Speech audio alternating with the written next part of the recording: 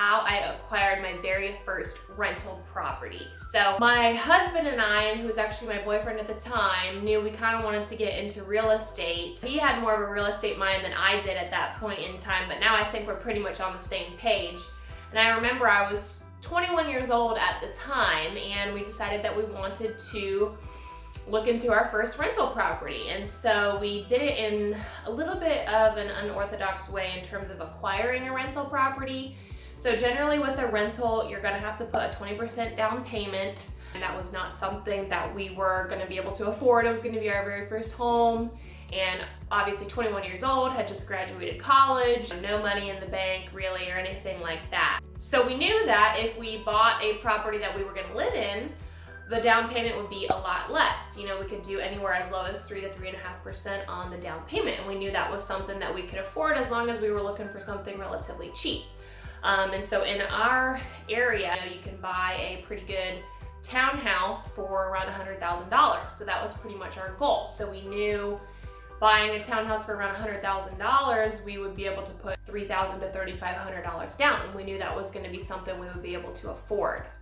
So that was kind of the method that we decided to go down, and so we planned to live in it for about a year and then rent it out. So obviously when we were looking at the different houses, we kept in mind, is this a good rental area? So we knew we wanted it to be something that we were happy to live in, but also something that would rent out well in terms of there's renters looking in that area, as well as the amount of rent that we'll be able to get for the house versus the amount that we're paying for it. So generally the ratio we look for is a 1% rule. So if we buy the house for $100,000, we want to be able to rent it out for 1% of that. So for $1,000, if we buy it for $200,000, you want to be able to rent it out for $2,000.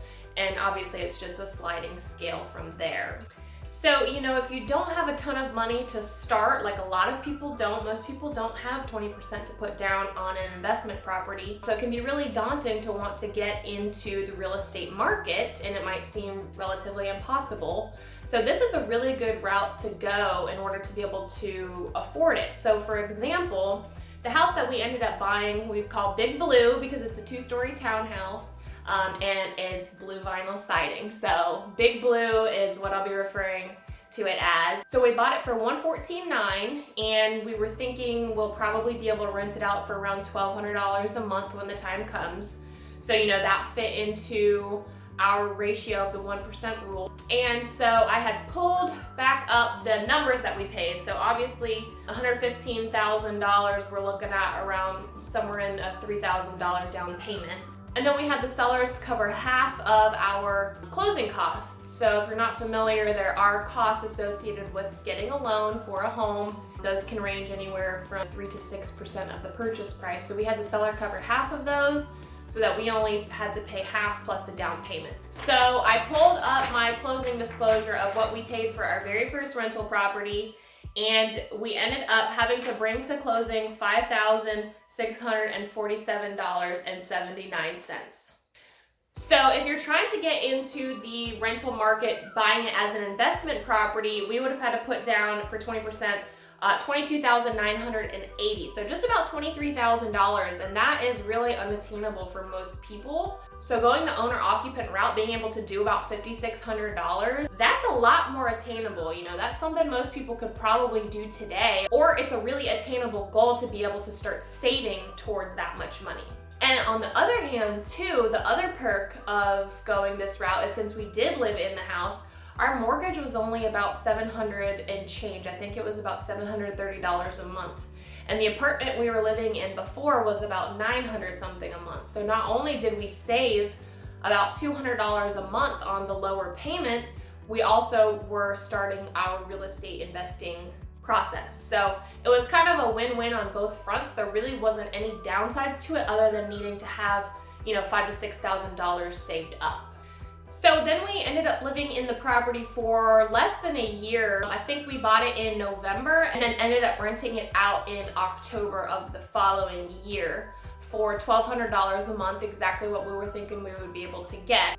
So we ended up profiting about $465-ish a month from passive rental income.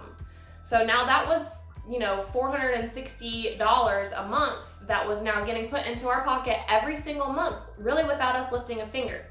And now, of course, that's going to be before maintenance, repairs, and things like that. So, every month isn't going to be that full amount, but just about every month is going to be that full amount. So that ends up being about $6,000 a year, and that's a lot of money. So that $6,000 that we didn't have before, that's basically giving ourselves a $6,000 raise.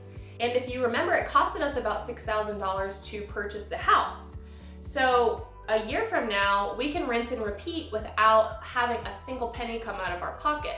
So for us, once we rented out Big Blue, we ended up doing it all over again with another house. So we purchased another house, doing the lower down payment, lived in it for a year, and ended up renting it out again. Now, if you weren't in a financial position to be able to do that immediately, you could move out of Big Blue and back into an apartment for a little bit of time, save up money, either wait a year for the rental money to pay for your next investment, or make it go a little bit quicker, saving up some money from your job or other things like that, and kind of combine the two to maybe be able to do it a little bit faster. So, it becomes a snowball effect because, once you get 2 rental properties, each making about $500, that's an additional $1,000 a month that you've got coming in your pocket.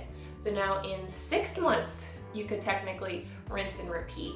It really is a great way to get started in the process without having to have $20,000 to $30,000 in your pocket. So we ended up doing this about 3 different times with houses that we bought and moved into with a low down payment and rented out within a year or so. And then after doing that 3 times, we were financially stable enough to be able to do the investment route where we start putting 20% down for the future houses that we buy.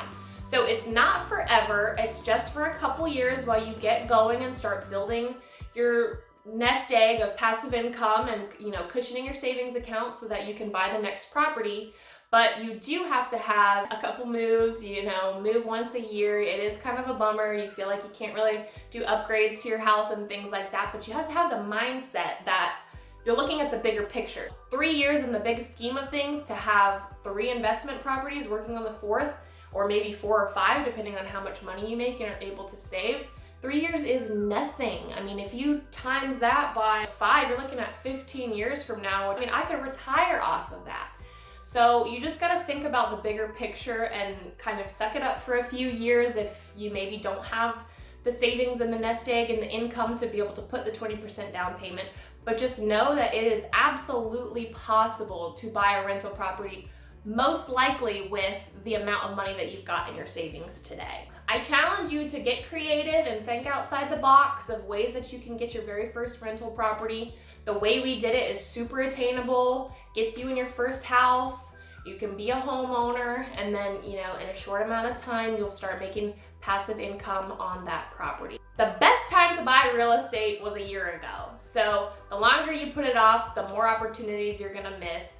Get in the game, get started. It's not as scary as you think. There's really not that many maintenance calls if you try and buy a little bit newer of properties. It kind of helps alleviate some of that headache, or you can pass it off to a property manager so you don't have to worry about any of that stuff if you're too busy with your full-time job. So there's tons and tons of options out there. All right, guys, that's it for this video, and I hope this brought some insight or allowed you to maybe think in a more creative way you hadn't been thinking of before. So if it was helpful or you did enjoy this video, give me a comment below and maybe comment the way that you got your first rental property or how you're thinking about getting your first rental property. I'll greatly appreciate it and look forward to reading those comments. All right, guys, I will catch you in the next one. Talk to you later.